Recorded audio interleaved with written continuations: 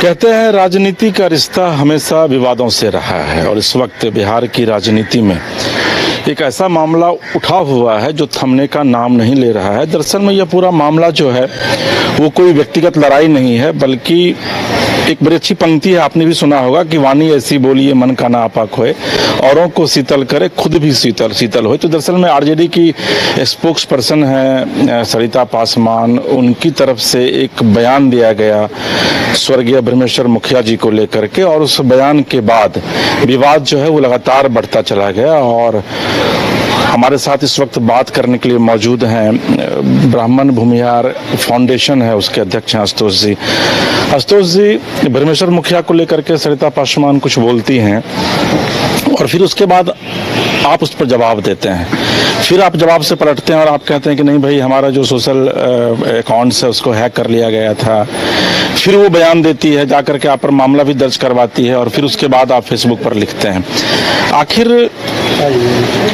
इस तरीके की बात आपको लगता है कि आज चूंकि बिहार में चुनावी माहौल है, चुनावी वर्ष है ये, और इस समय में इस तरीके की बातें होनी चाहिए? नहीं, एक बात हम आपको कहना चाहेंगे, करेक्ट करना चाहेंगे। आपने पलटने वाली बात करी, हम लोग पलटने वाले इंसान नहीं हैं। आपने जो कहा कि आप पोस्ट की और बाद में उस बात से पलटे, ये सच्चाई है कि हमारे आईटी टीम के लोगों ने वो पोस्ट किया था और मुझे ये वास्तविक में अच्छा नहीं लगा कि भाई किसी भी महिला के लिए, ठीक है उन्होंने आपत्तिजनक शब्दों का प्रयोग किया हमारे महापुरुषों के लिए, लेकिन ये उचित नहीं है। लेकिन हमने अपनी तरफ से एक जाहिर भी की कि भाई एक मानवीय भूल के कारण हुआ है और इस बात के लिए हम अपनी टीम की ओर से शर्मिंदा हैं। बावजूद इसके सुबह उन्होंने जब SC/ST एक्ट हमारे ऊपर लगाया, हालांकि वो मेंटेनेबल नहीं है, हमने किसी को जाति सूचक गाली नहीं दिया या किसी जाति की वजह से होने के कारण हमने ऐसा नहीं बोला।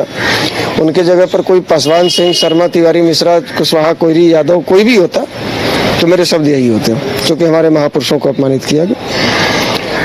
और SC/ST एक्ट के तहत मुकदमा दर्ज करने के बाद बाहर में कुछ मीडिया कर्मियों से बात करने के क्रम में उनके जो शब्द थे वो शब्द कहीं से भी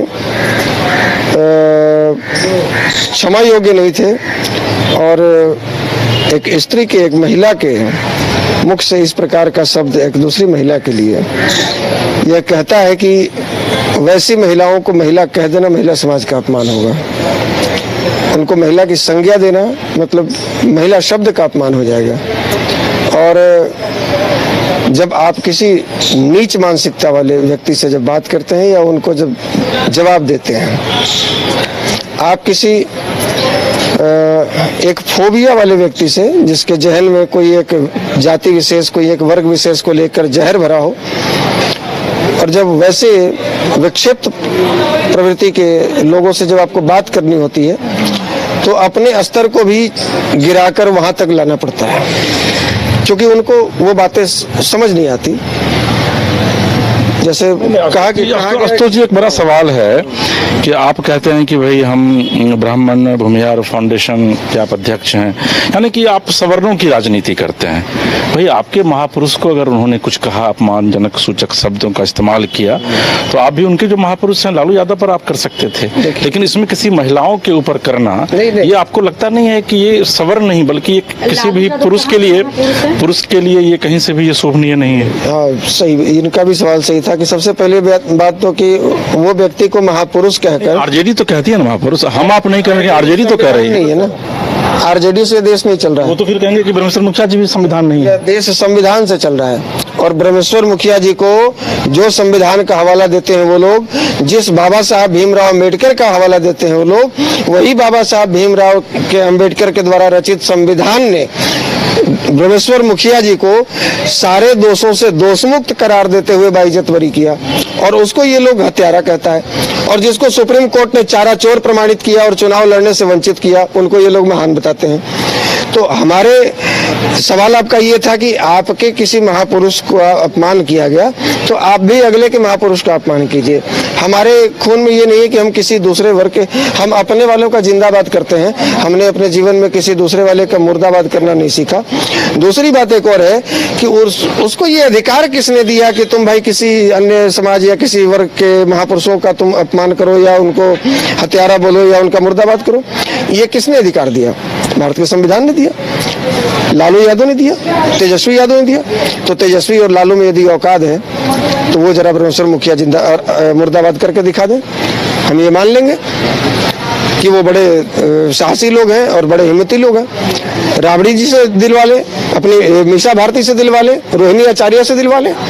यदि उनमें हिम्मत है तो एक विक्षिप्त टाइप की महिला को आगे करके, और ये फिर वही जैसे लालू जी चुनाव का समय आता था तो भूरा बाल साफ करो का नारा देते थे। 2015 में भी आपने देखा होगा कि एक छोटे से मोहन भागवत जी के बयान को पकड़कर और पूरे बिहार में इन्होंने अगड़ा पिछड़ा किया कि, और एक बयान दिया था कि कौन माँ का दूध पिया है जो आरक्षण अरे भैया, राजनीति में शब्दों की मर्यादा नहीं करनी चाहिए।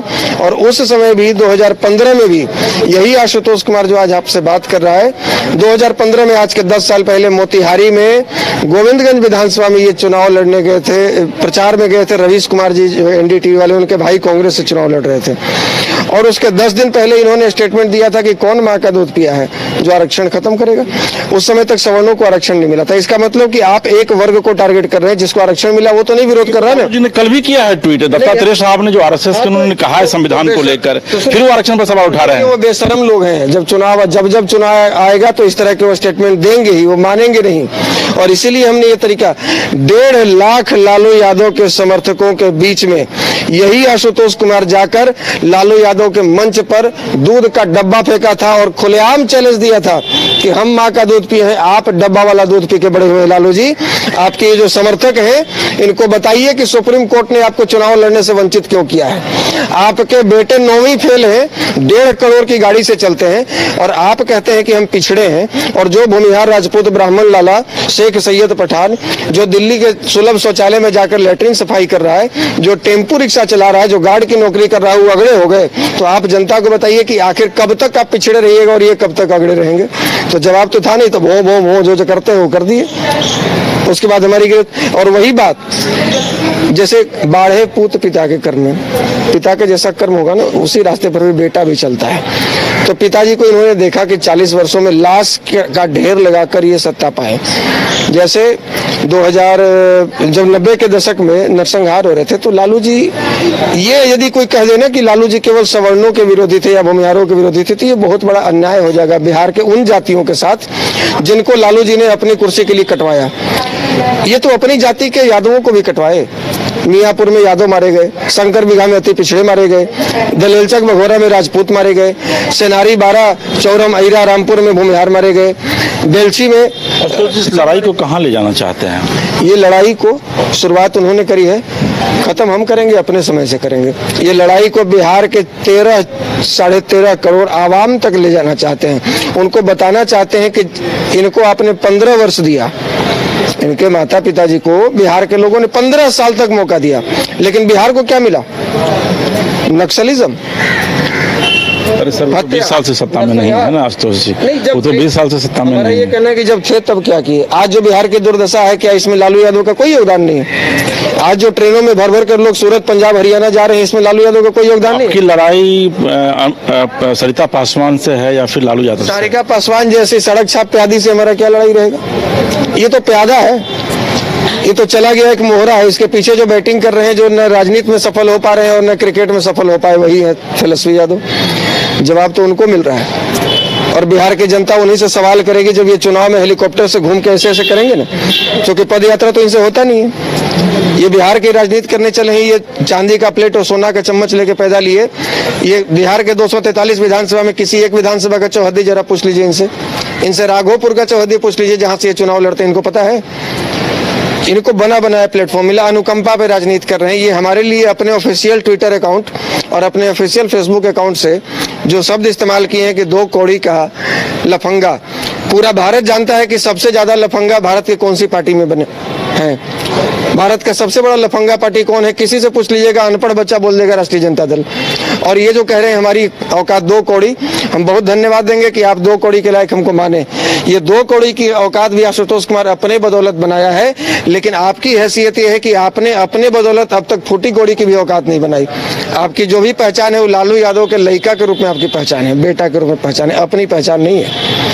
तो आप देखिए, हमसे तुलना मत कीजिए, हम तो एकदम साधारण सिपाही की नौकरी करके आने वाला आदमी, मध्यम वर्गीय, आपके जैसा सोना का चम्मच लेके पैदा। तो जी जो देखिए जो एक नैरेटिव बनाने की कोशिश की जा रही है, उसमें आपने देखा होगा कि अब आरजेडी यह कह रही है कि भाई सरकार का बैकअप है, सरकार का समर्थन है आशुतोष को, इसलिए एफआईआर हो गया लेकिन फिर भी गिरफ्तारी नहीं हो रही है। दूसरी जो महत्वपूर्ण बात है, देखिए युद्ध में कहा जाता है कि युद्ध में जब होता है 2 देशों के बीच युद्ध, तो उसमें बच्चों और महिलाओं पर जो है वो आपको वार नहीं करना है।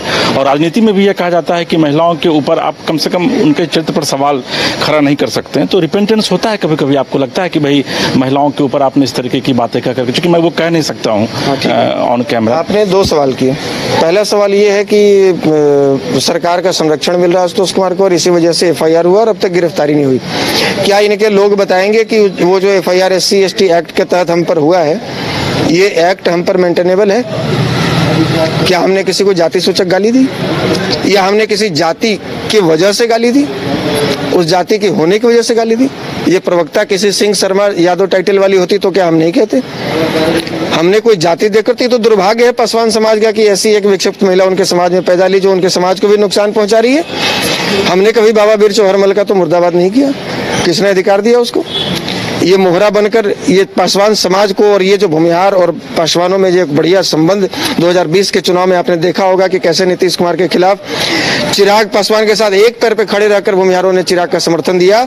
और आज जो राजनीतिक पटल पर चिराग जो एक सूर्य की तरह चमक रहे हैं, इसमें पासवानों से ज्यादा योगदान भूमिहारों का है। और ये तेजस्वी यादव को पच नहीं रहा है और अपनी कुर्सी का सबसे बड़ा रोड़ा चिराग पासवान को मानते हैं। और यही वजह है कि चिराग को कमजोर करने के लिए इस महिला को आगे किया गया, मोहरा बनाया गया। और इस बात का एहसास पासवान समाज को है और आज उनका समाज उनके साथ खड़ा नहीं है। और यही वजह है कि आज राष्ट्रीय जनता दल के शीर्ष नेतृत्व भी इसके साथ खड़ा नहीं है, वो लोग भी बैकफुट पर आ गए। आपके दूसरे सवाल है कि क्या महिला के लिए इस तरह के शब्दों का, तो महिला होना क्या कोई स्पेशल स्टेटस है? क्या महिला को कोई संविधान ने अधिकार दिया है कि यदि आप महिला हैं तो आप किसी भी समाज के महापुरुष का अपमान कर सकती हैं, आपको कुछ भी बोलने का अधिकार है? तो महिला नहीं है। हमने आपको कहा कि महिला कह देना ऐसी औरतों के लिए, महिला शब्द का इस्तेमाल करना महिलाओं का अपमान है।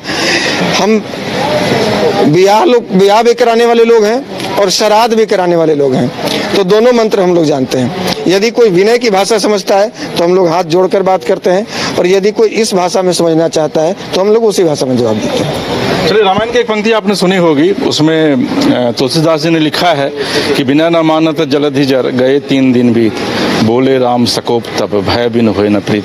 तो आशुतोष जी के शब्दों में अगर माने तो वो झुकने वाले नहीं हैं, और ये लड़ाई जब छिड़ गई है तो इसका अंजाम क्या होगा ये आने वाला वक्त ही तय करेगा। फिलहाल अपने सहयोगी राज बल्लम के साथ इसके राजीव को दीजिए इजाजत, और आप देखते रहिए न्यूज़ बायोस्कोप। नमस्कार। Rainbow River Water Park, unlimited fun. Rainbow की तरह यहाँ है रंग बिरंगे वाटर राइड्स जो करेंगे आपको रोमांचित। 30 feet thrilling family pool slide, cyclone tube slide, multilane slide, dark house slide करें एंजॉय। मल्टीप्लेयर स्टेशन में परिवार और दोस्तों के साथ करें मस्ती। ऑक्टोपस रेन डांस में एक्साइटमेंट का लीजिए सुपर डोज। बच्चों के लिए tots play area, Mickey Mouse jumping, wave pool. तो देर किस बात की, अनलिमिटेड फन के लिए है ना रेनबो रिवर वाटर पार्क।